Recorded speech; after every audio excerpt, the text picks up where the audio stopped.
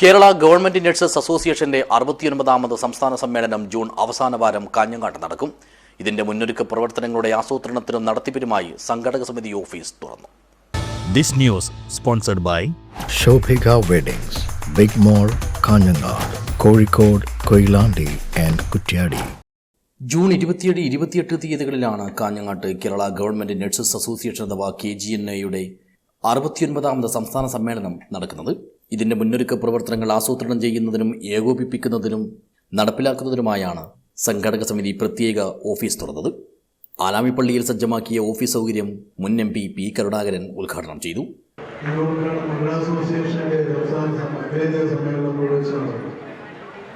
പിന്നീട് അവർ എവിടെ വെച്ച് കണ്ടാലും ഇതുപോലെ ഒരു സമ്മേളനം ഉണ്ടായിട്ടില്ല. കാരണം നമ്മൾ എല്ലാ പ്രതിനിധികളെയും അന്ന് നമ്മുടെ രമേശനൊക്കെ അതിലെ പ്രധാനപ്പെട്ട സംഘടനകളെ ചേർന്നുണ്ട്.